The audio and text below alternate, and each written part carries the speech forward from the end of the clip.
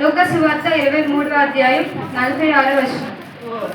అప్పుడు యేసు గొప్ప శబ్దముతో కేక వేసి, తండ్రి, నీ చేతికి నా ఆత్మను అప్పగించుకొనుచున్నానెను. ఆయన ఇలాగ చెప్పి ప్రాణము విడిచెను. అంటే ఇక్కడ మనము గమనించాల్సినవి రెండు విషయాలండి. ఏంటంటే యేసుక్రీస్తు వారు తండ్రికి ఆత్మను అప్పగించుకుంటూ ప్రాణము విడిచెను.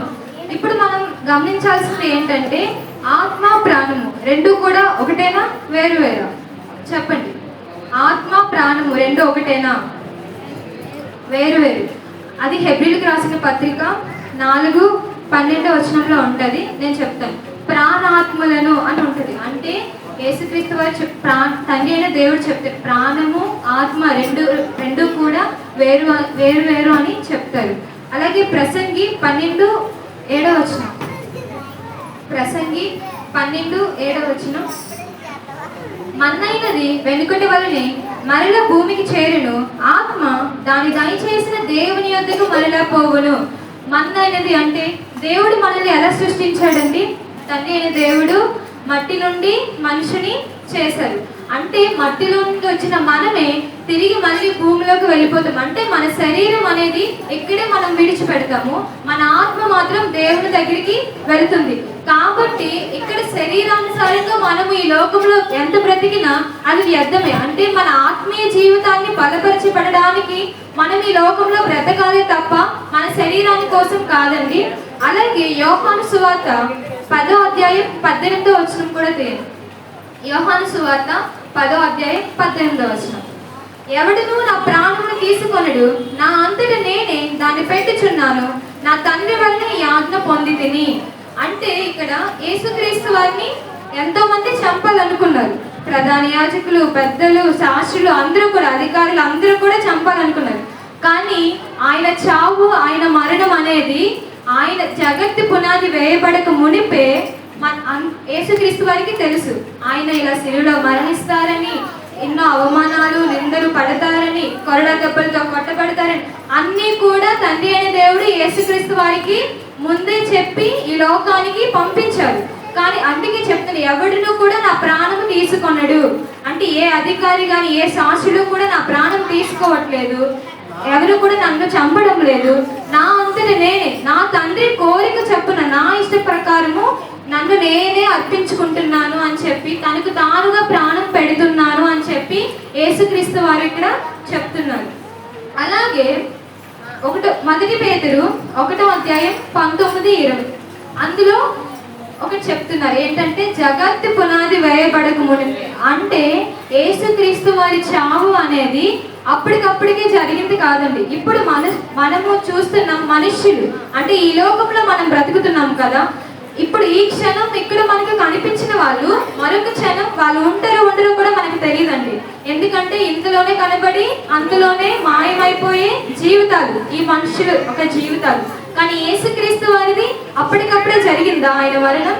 కాదు. జగత్తు పునాది వేయబడక మునిపే తండ్రి అయిన దేవుడు యేసుక్రీస్తు వారికి ఆయన చావు గురించి, ఆయన మరణం గురించి ముందే చెప్పారు.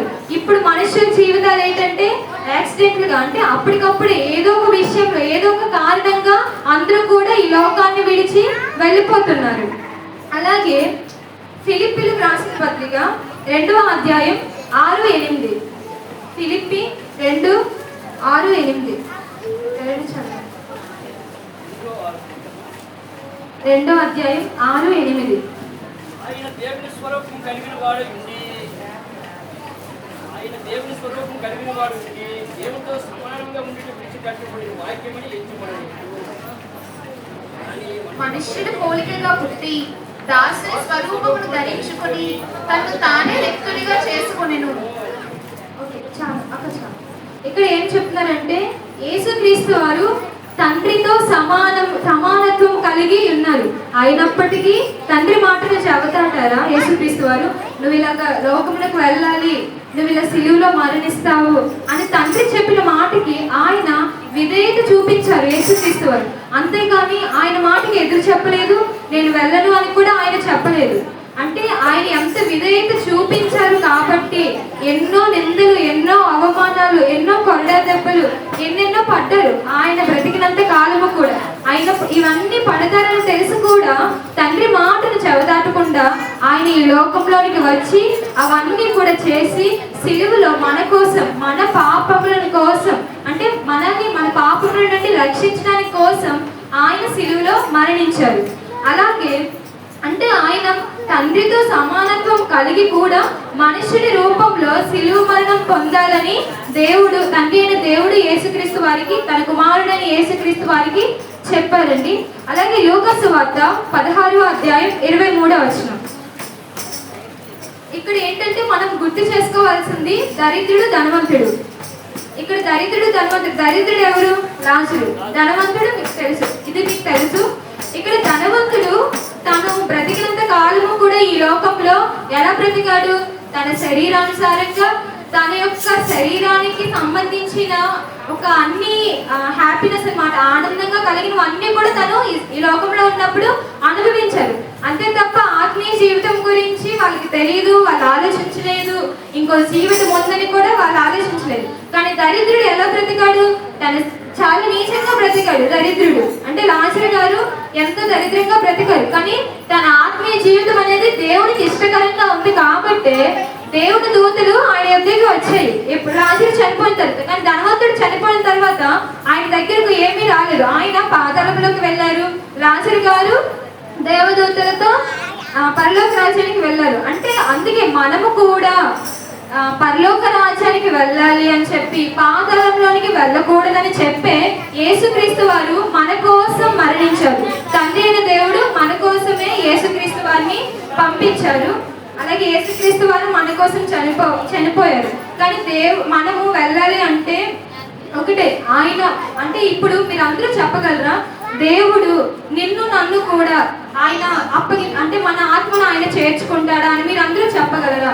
ఒకవేళ మీరు చెప్పగలగాలి అంటే ఆయన మనల్ని ఈ జీవితం ఇచ్చేటప్పుడే, మనల్ని ఈ భూమి మీద పంపించేటప్పుడే ఆయన మనకు ఒక పని ఇచ్చి పంపించాడు. యేసుక్రీస్తు వారు ఎలా అయితే తన మహిమను, అంటే తన తండ్రి అయిన మహిమను ప్రచురించారో, అలాగే కూడా మనము కూడా మనకు ఇచ్చిన ఈ జీవితంలో, ఈ లోకంలో ఉన్నంత కాలము ఆయన మహిమను మనము అందరికీ చెప్పాలి, విధేయత కలిగి ఉండాలి. ఆ యేసుక్రీస్తు వారి తర్వాత స్టెఫెన్ గారు కూడా ప్రసంగం చేసి రాళ్ళతో కొట్టబడ్డారు. కానీ అయినప్పటికీ యేసుక్రీస్తు వారి వల్లే స్టెఫెన్ గారు కూడా విధేయత కలిగి జీవించారు కాబట్టి ఆయన కూడా పరలోక రాజ్యం చేరారు. యేసుక్రీస్తు వారు ఎవరైతే కుడిపార్శ్వన, దేవుని కుడిపార్శ్వన ఉన్నారో స్టెఫెన్ గారు కూడా చేరారు.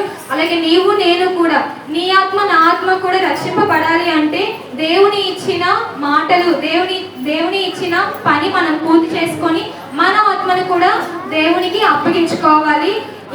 లాస్ట్గా 1 పేతురు 4వ అధ్యాయం 18-19.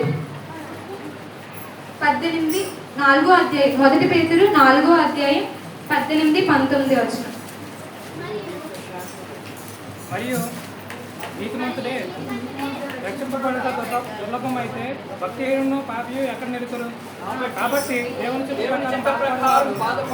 అంటే నీతిమంతుడే రక్షింపబడితే దుర్లభం అయితే, అంటే మన అందరము కూడా దేవుని సంఘమే, అంటే మన అందరము కూడా రక్షింపబడిన వారమే, అందరము రొట్టె ద్రాక్షరసము తీసుకుంటున్న వారమే. మనకి దేవుని పరలోక రాజ్యానికి చేరమో అనే ఒక అల్ప విశ్వాసం, అపనమ్మకము ఉంటే అసలు అన్యజనులు, అంటే దేవుని సన్నిధికి రాని వాళ్ళు, అలాంటి వాళ్ళు, అసలు దేవుడు అంటే తెలియని వాళ్ళ పరిస్థితి ఇంకేంటండి. అందుకోసమే మనము దేవుని నమ్మిన వాళ్ళు మనమే ఫస్ట్ నేర్చుకొని ఆయన మహిమపరచాలి. ఆయన ఇచ్చిన పనిని మనము పూర్తి చేసి వాళ్ళని కూడా మనము దేవుళ్ళలో నడిపించాలి. తండ్రి చాలా బాధపడ్డారండి. ఎందుకంటే నా పిల్లలు లోకంలో ఉన్నారు, వాళ్ళు ఎలాగ రక్షింపబడతారు అని తండ్రి చాలా బాధపడ్డారు. ఆయన్ని ఎవరు కూడా ఆయన మనసును అర్థం చేసుకోలేదు. అందుకోసమే తండ్రి తన కుమారుడైన యేసుక్రీస్తు వారిని ఈ లోకమునకు పంపించి మన పాపముల కోసము తన కుమారుడిని సిలువలో మరణం పొందమని చెప్పారు.